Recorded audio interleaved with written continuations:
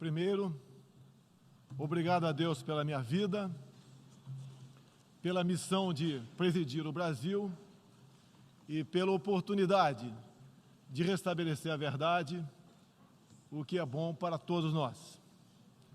Senhor Presidente da Assembleia Geral, Tirani Mohamed Bandi, Senhor Secretário-Geral da ONU, Antônio Guterres, chefes de Estado, de governo e de delegação, senhoras e senhores, apresento aos senhores um novo Brasil que ressurge depois de estar à beira do socialismo. Um Brasil que está sendo reconstruído a partir dos anseios e dos ideais de seu povo. No meu governo, o Brasil vem trabalhando para reconquistar a confiança do mundo, diminuindo o desemprego, a violência e o risco para os negócios, por meio da desburocratização, da desregulamentação e, em especial, pelo exemplo. Meu país esteve muito próximo do socialismo, o que nos colocou numa situação de corrupção generalizada, grave recessão econômica, altas taxas de criminalidade e de ataques ininterruptos aos valores familiares e religiosos que formam nossas tradições. Em 2013, um acordo entre o governo petista e a ditadura cubana trouxe ao Brasil 10 mil médicos sem nenhuma comprovação profissional. Foram impedidos de trazer cônjuges e filhos. Tiveram 75% de seus salários confiscados pelo regime e foram impedidos de usufruir de direitos fundamentais como o de ir e vir. Um verdadeiro trabalho escravo, acreditem. Respaldado por entidades de direitos humanos do Brasil e da ONU. Antes mesmo de eu assumir o governo, quase 90% deles deixaram o Brasil, por ação unilateral do regime cubano. Os que decidiram ficar se submeterão à qualificação médica para exercer sua profissão. Deste modo, nosso país deixou de contribuir com a ditadura cubana, não mais enviando para Havana 300 milhões de dólares todos os anos. A história nos mostra que já nos anos 60, agentes cubanos foram enviados a diversos países para colaborar com a implementação de ditaduras. Há poucas décadas, tentaram mudar o regime brasileiro e de outros países da América Latina. Foram derrotados. Civis e militares brasileiros foram mortos e outros tantos tiveram suas reputações destruídas, mas vencemos aquela guerra e resguardamos nossa liberdade. Na Venezuela, esses agentes do regime cubano, levados por Hugo Chávez, também chegaram e hoje são aproximadamente 60 mil que controlam e interferem em todas as áreas da sociedade local, principalmente na inteligência e na defesa. A Venezuela, outrora um país pujante e democrático, hoje experimenta a crueldade do socialismo. O socialismo está dando certo na Venezuela. Todos estão pobres e sem liberdade. O Brasil também sente os impactos da ditadura venezuelana. Dos mais de 4 milhões que fugiram do país, uma parte migrou para o Brasil, fugindo da fome e da violência. Temos feito a nossa parte para ajudá-los, através da Operação Acolhida, realizada pelo Exército Brasileiro e elogiada mundialmente.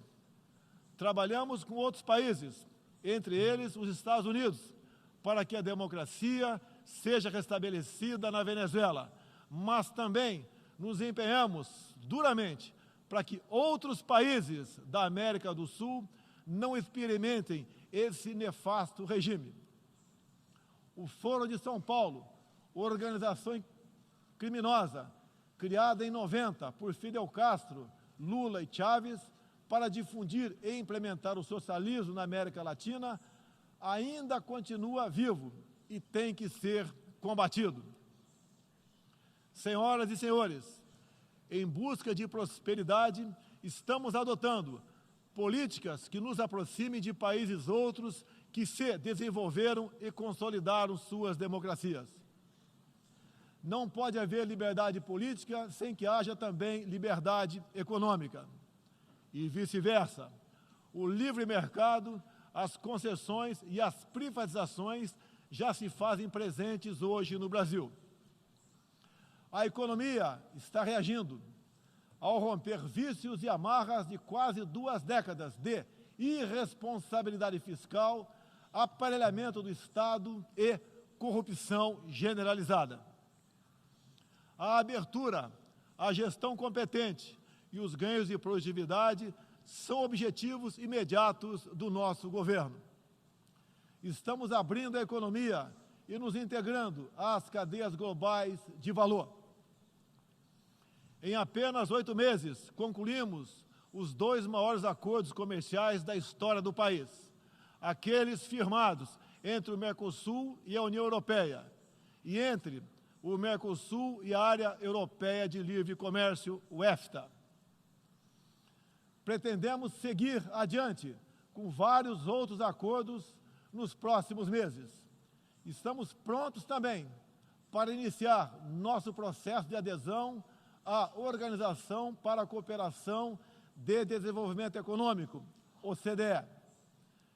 Já estamos adiantados, adotando as práticas mundiais mais elevadas em todos os terrenos, desde a regulação financeira até a proteção ambiental. Senhorita Isani Calapalo, indígena aqui presente do Brasil, agora vamos falar de Amazônia. Em primeiro lugar, meu governo tem o compromisso solene com a preservação do meio ambiente e do desenvolvimento sustentável em benefício do Brasil e do mundo. O Brasil é um dos países mais ricos em biodiversidade e riquezas minerais. Nossa Amazônia é maior que toda a Europa Ocidental e permanece praticamente intocada. Prova de que somos um dos países que mais protege o meio ambiente. Nessa época do ano, o clima seco e os ventos favorecem queimadas espontâneas e também as criminosas. Vale ressaltar que existem queimadas praticadas por índios e populações locais, como parte de sua respectiva cultura e forma de sobrevivência. Problemas qualquer país os tem. Contudo, os ataques sensacionalistas que sofremos por grande parte da mídia internacional, devido aos focos de incêndio na Amazônia, despertaram nosso sentimento patriótico.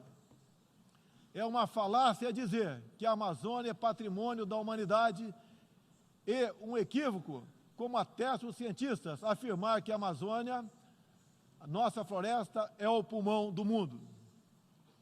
Valendo-se dessas falácias, um ou outro país, em vez de ajudar, embarcou nas mentiras da mídia e se portou de forma desrespeitosa com espírito colonialista. Questionaram aquilo que nos é mais sagrado, a nossa soberania. Um deles, por ocasião do encontro do G7, ousou sugerir aplicar sanções ao Brasil sem sequer nos ouvir. Agradeço àqueles que não aceitaram levar adiante essa absurda proposta. Em especial, o presidente Donald Trump, que bem sintetizou o espírito que deve reinar entre os países da ONU: respeito à liberdade e à soberania de cada um de nós. Hoje, 14% do território brasileiro está demarcado como terra indígena, mas é preciso entender que nossos nativos são seres humanos, exatamente como qualquer um de nós. Eles querem e merecem usufruir dos mesmos direitos de que todos nós. Quero deixar claro, o Brasil não vai aumentar para 20% sua área já demarcada como terra indígena, como alguns chefes de Estado gostariam que acontecesse. Existe no Brasil 225 povos indígenas, além de referências de 70 tribos vivendo em locais isolados. Cada povo ou tribo, com seu cacique, sua cultura, suas tradições, seus costumes e, principalmente, sua forma de ver o mundo. A visão de um líder indígena não representa a de todos os índios brasileiros. Muitas vezes, alguns desses líderes, como o cacique Raoni, são usados como peça de manobra por governos estrangeiros na sua guerra informacional para avançar seus interesses na Amazônia. Infelizmente, algumas pessoas de dentro e de fora do Brasil, apoiadas por ONGs, temem em tratar e manter nossos índios como verdadeiros homens das cavernas. O Brasil agora tem um presidente que se preocupa com aqueles que lá estavam antes da chegada dos portugueses em 1500. O índio não quer ser latifundiário, pobre em cima de terra rica, especialmente das terras mais ricas do mundo. É o caso das reservas Yanomami e Raposa Serra do Sol. Nessas reservas existe grande abundância de ouro, diamante, urânio, nióbio e terras raras, entre outros. E esses territórios são enormes. A reserva Yanomami, sozinha, conta com aproximadamente 95 mil quilômetros quadrados, o equivalente ao tamanho de Portugal ou da Hungria, embora apenas 15 mil índios vivam nessa área. Isso demonstra que os que nos atacam não estão preocupados com o ser humano índio, mas sim com as riquezas minerais e a biodiversidade existentes nessas áreas. E para mostrar aos senhores que não existe uma autoridade única entre os índios, eu quero ler uma carta aqui de grande parte das comunidades indígenas endereçadas para os senhores.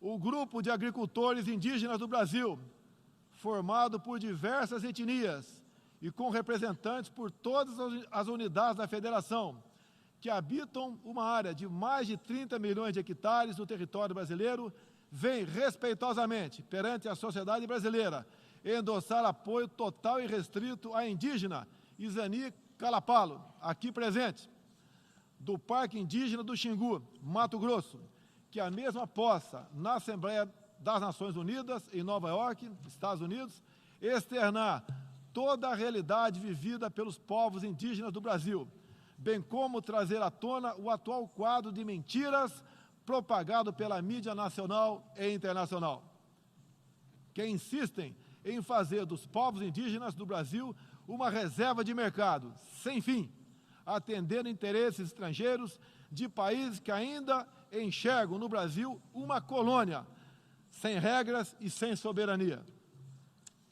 O Brasil possui 14% do seu território nacional regularizado como terras indígenas, e muitas comunidades estão sedentas para que o desenvolvimento dessa parte do Brasil finalmente ocorra sem amarras ideológicas ou burocráticas. Isso facilitará o alcance de uma maior qualidade de vida nas áreas do empreendedorismo, saúde e educação. Uma nova política indigenista no Brasil é necessária. O tempo urge. Medidas arrojadas podem e devem ser incentivadas na busca pela autonomia econômica dos indígenas.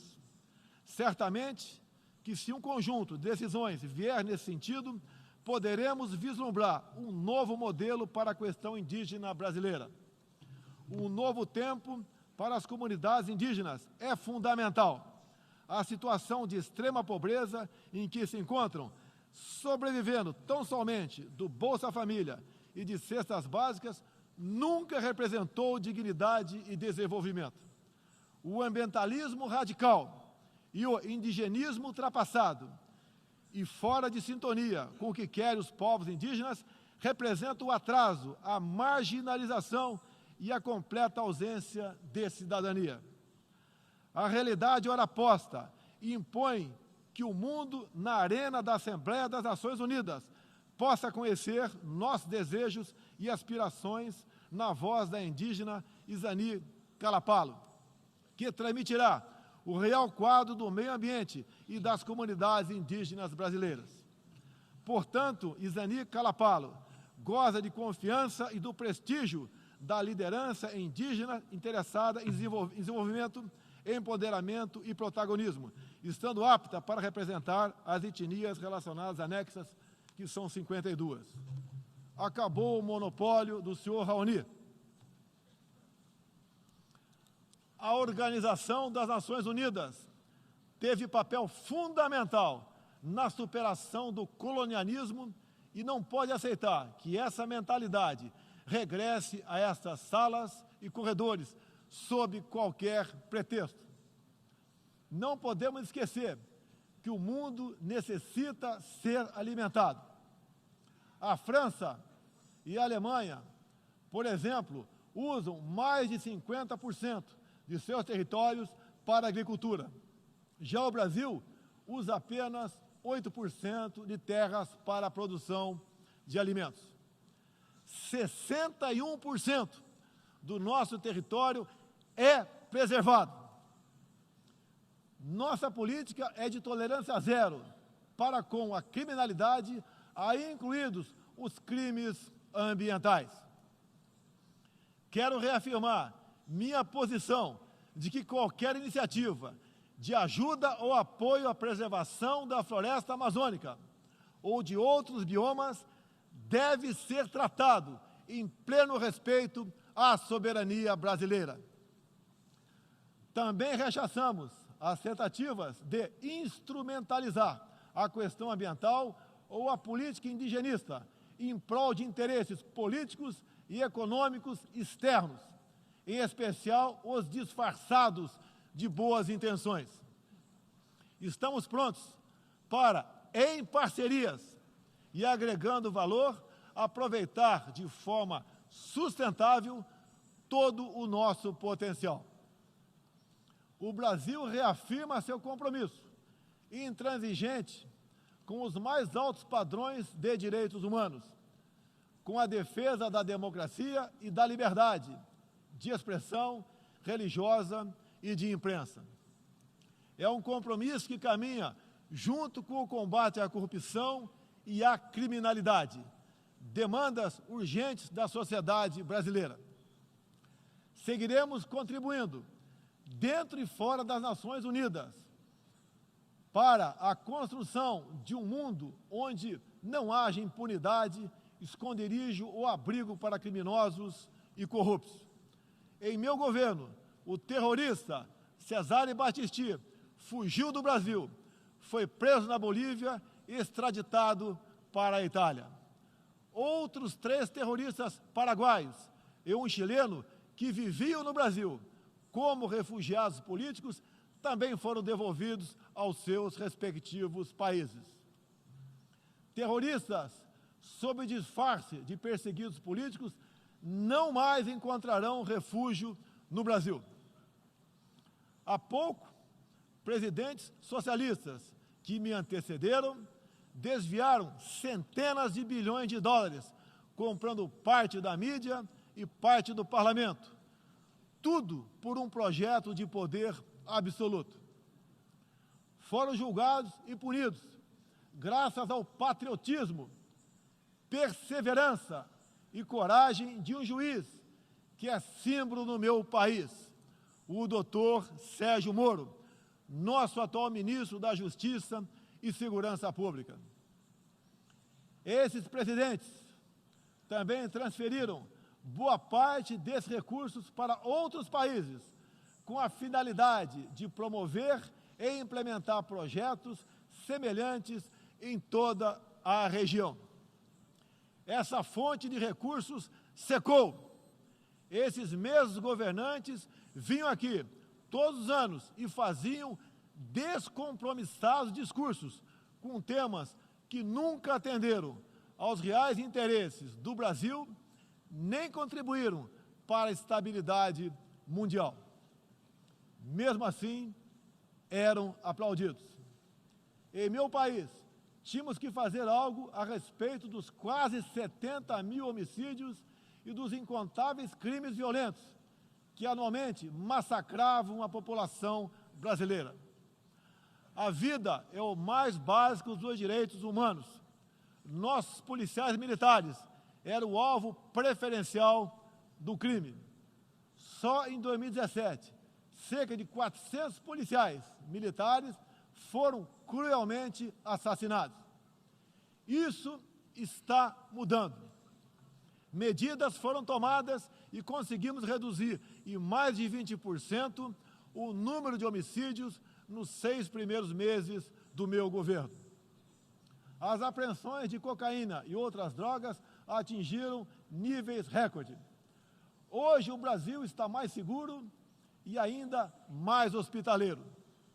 Acabamos de estender a isenção de vistos para países como Estados Unidos, Japão, Austrália e Canadá. E estamos estudando adotar medidas similares para a China e Índia, entre outros. Com mais segurança e com essas facilidades, queremos que todos possam conhecer o Brasil, em especial a nossa Amazônia, com toda a sua vastidão e beleza natural. Ela não está sendo devastada e nem consumida pelo fogo, como diz mentirosamente a mídia. Cada um de vocês pode comprovar o que estou falando agora. Não deixe de conhecer o Brasil. Ele é muito diferente daquele estampado em muitos jornais e televisões. A perseguição religiosa é um flagelo que devemos combater de forma incansável. Nos últimos anos, testemunhamos em diferentes regiões ataques covardes que vitimaram fiéis congregados em igrejas, sinagogas e mesquitas. O Brasil condena energicamente todos esses atos e está pronto a colaborar com outros países para a proteção daqueles que se veem oprimidos por causa de sua fé. Preocupam o povo brasileiro, em particular, a crescente perseguição, a discriminação e a violência contra missionários e minorias religiosas em diferentes regiões do mundo. Por isso, apoiamos a criação do Dia Internacional em memória das vítimas de atos de violência baseados em religião ou crença. Nessa data, recordaremos anualmente aqueles que sofrem as consequências nefastas da perseguição religiosa.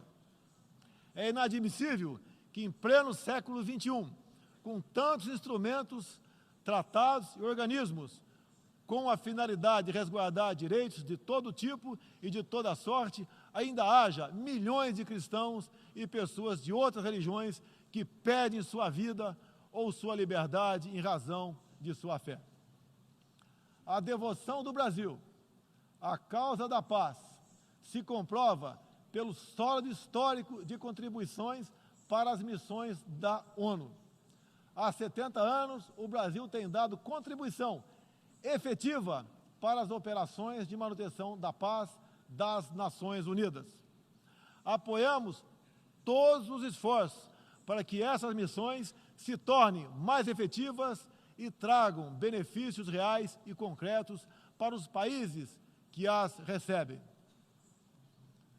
Nas circunstâncias mais variadas, no Haiti, no Líbano, na República Democrática do Congo, os contingentes brasileiros são reconhecidos pela qualidade de seu trabalho e pelo respeito à população, aos direitos humanos e aos princípios que norteiam as operações de manutenção de paz.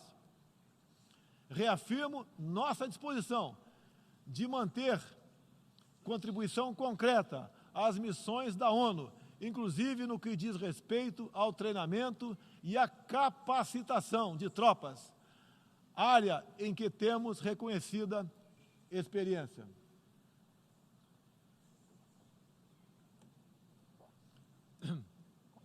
Ao longo deste ano, estabelecemos uma ampla agenda internacional com o intuito de resgatar o papel do Brasil no cenário mundial e retomar as relações com importantes parceiros.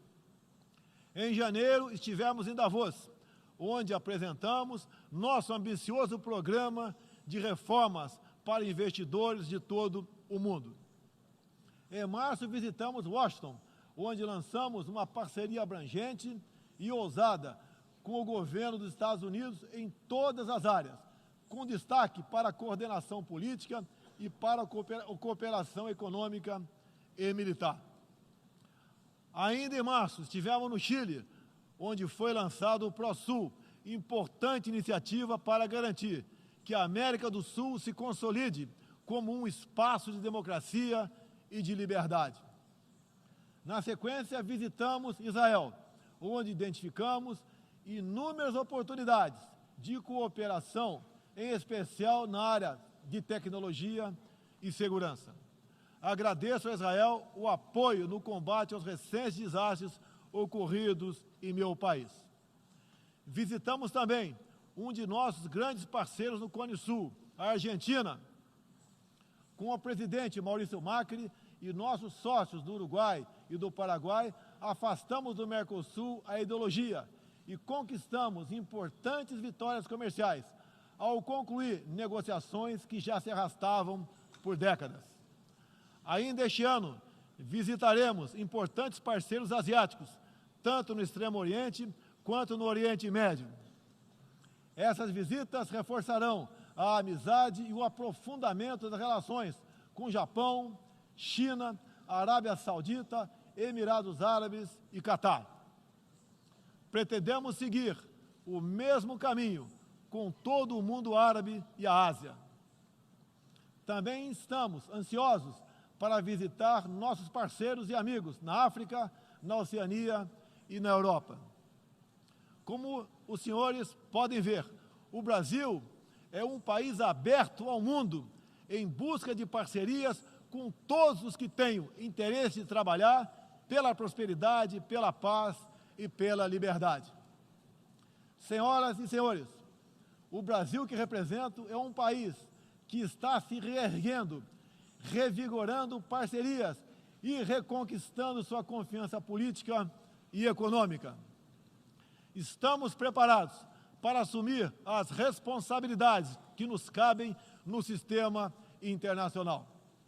Durante as últimas décadas, nos deixamos seduzir, sem perceber, por sistemas ideológicos de pensamento que não buscavam a verdade, mas o poder absoluto. A ideologia se instalou no terreno da cultura, da educação e da mídia, dominando meios de comunicação, universidades e escolas.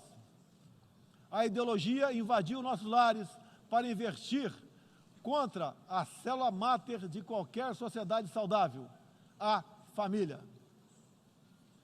Tento ainda destruir a inocência de nossas crianças, pervertendo até mesmo identidade mais básica e elementar, a biológica.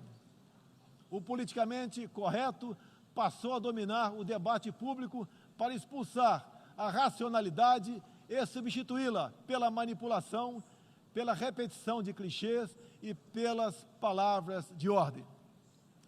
A ideologia invadiu a própria alma humana, para dela expulsar Deus e a dignidade com que Ele nos revestiu. E, com esses métodos, essa ideologia sempre deixou um rastro de morte, ignorância e miséria por onde passou. Sou prova viva disso. Fui covardemente esfaqueado por um militante de esquerda e só sobrevivi por um milagre de Deus. Mais uma vez, agradeço a Deus pela minha vida. A ONU pode ajudar a derrotar o ambiente materialista e ideológico que compromete alguns princípios básicos da dignidade humana. Essa organização foi criada para promover a paz entre nações soberanas e o progresso social com liberdade, conforme o preâmbulo de sua carta. nas questões do clima, da democracia, dos direitos humanos, da igualdade de direitos e deveres entre homens e mulheres, e em tantas outras, tudo o que precisamos é isso: contemplar a verdade seguindo João 8,32. E conhecereis a verdade, e a verdade vos libertará. Todos os nossos instrumentos, nacionais e internacionais, devem estar direcionados, em última instância, para esse objetivo. Não estamos aqui para apagar nacionalidades e soberanias, em nome de um interesse global abstrato. Esta não é a organização do interesse global, é a Organização das Nações Unidas. Assim deve permanecer, com humildade e confiante no poder libertador da verdade. Estejam certos de que poderão contar com este novo Brasil, que aqui apresento aos senhores e senhoras. Agradeço a todos pela graça e pela glória de Deus. Meu muito obrigado.